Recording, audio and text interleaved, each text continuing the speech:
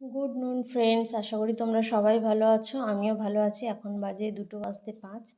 তো সকাল থেকে উঠে রান্না বান্না, মেয়েকে বরকে টিফিন করে দেওয়া, ছোটো মেয়েকে টিফিন করে দেওয়া সমস্তটা করেছি। মেয়েকে স্কুলে দিয়ে আসা, স্নান করা, নিজে টিফিন করেছি, বাজার নিয়ে এসেছি। এসে বাড়িতে দু একজন লোক এসেছিলো, তাদের সঙ্গে কাজ পিঠিয়েছি।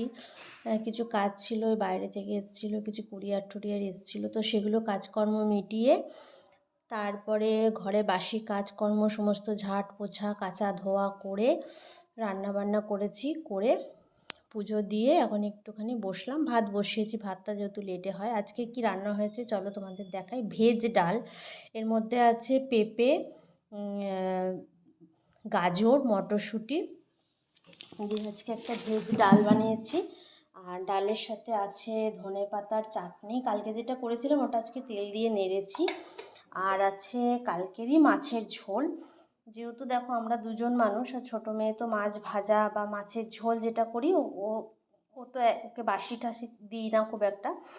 তো ও সকালবেলায় ভেজ ডাল আর সাথে ডিম ভাজা খেয়ে গেছে, আর রুটি আলু ভাজা নিয়ে গেছে টিফিনে। এইটা মাছের ঝোল আছে। আর করেছি বেতর শাক ভাজা, যেটা আজকেই বানিয়েছি, বেতর শাক ভাজা। আর এখানে একটু পায়েস আছে, পায়েসটা যেটা হচ্ছে ছোটো মেয়ে এসে খাবে দুপুরবেলা যখন স্কুল থেকে আসবে। এই হচ্ছে আজকের মেনু। আর ভাত হচ্ছে। তো আজকে আমার সারা দিনটা তো এইভাবেই কাটলো। সকাল থেকে উঠে খুব ব্যস্ততার সাথে, সেই জন্য ডেইলি ব্লগ দিতেও পারি না।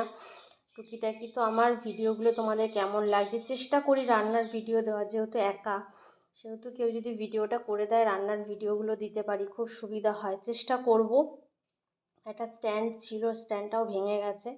একটা স্ট্যান্ড কিনে রান্নার ভিডিওগুলো দেওয়ার। তো আমার ছোটো ছোটো ব্লগগুলো যদি ভালো লেগে থাকে অবশ্যই লাইক কমেন্ট শেয়ার সাবস্ক্রাইব করে দিও। তো চলো এখনকার মতন টাটা।